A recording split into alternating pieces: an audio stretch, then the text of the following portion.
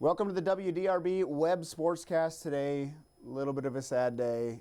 It's supposed to be one of the best sports days of the year, maybe the best sports weekend of the year. Christmas for everyone who even remotely likes men's basketball. I mean, you think about to grade school, middle school, high school, this is when your teachers let you out of the classroom to go watch TV, which never happens. So that in itself shows how important the days usually are right now. Games from basically noon till past midnight sometimes. I know back when I used to live in Denver, there was a group of us that would take the day off and we would go scout out alumni chapter bars in the Denver area, and we'd jump from viewing party to viewing party, having adult beverages, eating burgers. It was a wonderful day.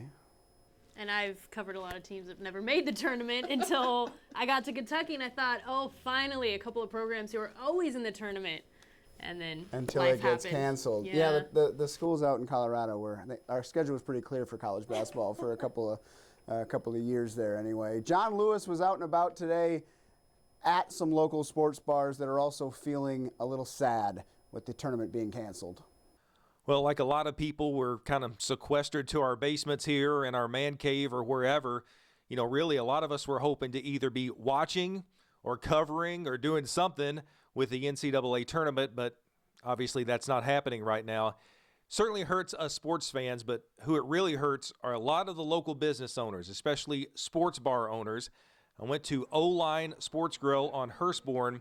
They're a locally owned business. Bryce Brown, the owner there, told me that because of the shutdown with coronavirus where people can't come in to sit down, doubled that with there's no NCAA tournament, so he's really just working with carryout orders. He's going to lose, he says, about $70,000 just because of March Madness alone. We make all our money during March Madness and in the sports, and the summer slows down, and it's like it hits a month early, maybe even longer, that we're just going to have our slow season for 6 months here instead of 3-4 months. Yeah, the cook, we're working it out. We're going to pay at the end of this, and my staff, they're mostly working for tips until the end of this. They're just kind of working whatever shifts they want, and we're just trying to get through it all together.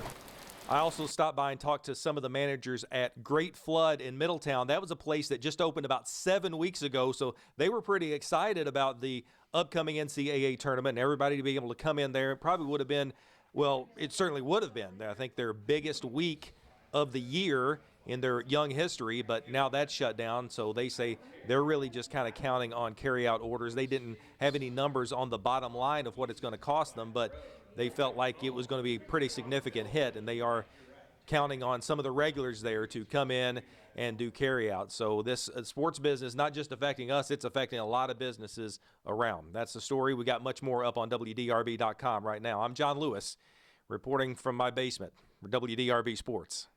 Obviously more than just basketball being affected by all of this, baseball and those spring sports, and it's an even sadder story, and there's some added hurt, I think, to Louisville baseball, who is a top team in the country, who had a shot at a national championship, and now they have no season at all. Yeah, we heard from Dan McDonnell on one of these U of L web press conferences they're doing, which again, it's pretty cool they're doing that. It's awesome to be able to talk to some of the guys and hear from some of the Cardinals right now.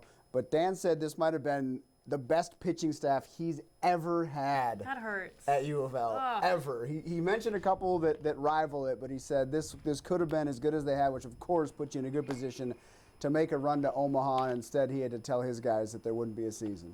You clearly saw the look in their eyes and the frustration, rightfully so. They believed they had an opportunity to win a national championship, as they should have, and they worked at that. They were very committed to each other, the team concept, and so for that, I hate it. We had a budget in there, obviously, of an expense related to going to the College World Series, which we won't spend at this time, which I know Dan and I would have loved to have spent that, every dollar of that and more. It's just one cancellation after another. IHSAA canceled the state boys basketball tournament today. We kind of thought that's the way things were trending, seeing that that's where everything's trending right now. But officially it's canceled, which is tough news for a few local schools that were still alive, including, of course, Silver Creek. Yeah, defending state 3A champion, really good position to do it again, to repeat. And when I talked to Brandon Hoffman, the coach, earlier this season, he felt really good about his team's chances. Obviously, it's got to hurt, especially for them. Tom Lane had a chance to catch up with Hoffman today. The news that the tournament has been canceled, especially hard here at Silver Creek High School, where the Dragons were ranked #1 in Class 3A. And they were trying to win a second consecutive state title, with a third consecutive state title very much in play. They lose just one senior off this year's team. Just, it's really thinking about the kids right now.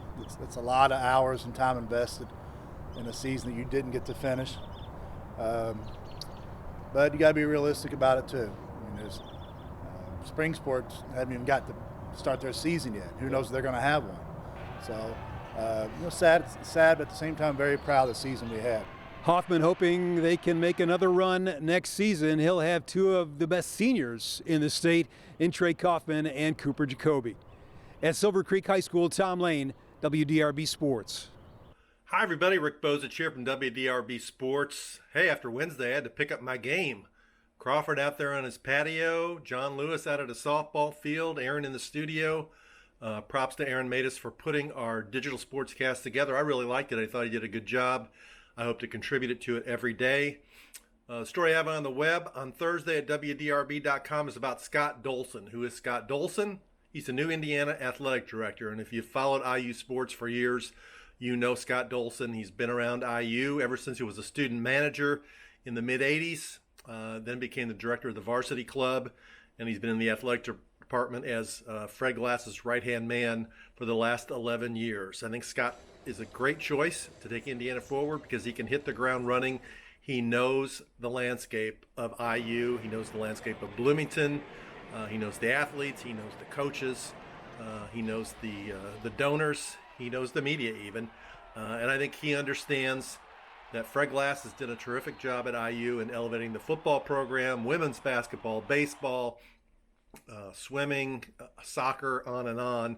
But it's the basketball program, the men's basketball program, is where you're judged at IU. And although Indiana had an improved season this year, getting to 20 wins and probably going to make the NCAA tournament, the expectations are even higher than that. And Dolson knows that because he came to IU in 1984 with Delray Brooks. Remember that name? He later played at Providence for Rick Pitino and coached for Rick Pitino at UK. He was the #1 high school player in the country at Michigan City Rogers High School up in northern Indiana. Dolson came to IU, became a student manager. He was there for the '85 team that went to the NIT. He was there for the Cleveland State team in '86 that lost the first round game of the IU lost to Cleveland State in the first round of the NCAA tournament. And then he was there in 1987 when Steve Alford, his good friend, led Indiana to a national championship. So I think Scott Dolson gets it, what IU basketball is supposed to be all about, and I think he will get Indiana moving in the right direction. But my story on that is up at WDRB.com. I'll be back again tomorrow with another contribution to our digital sportscast. Stay safe out there and wash your hands.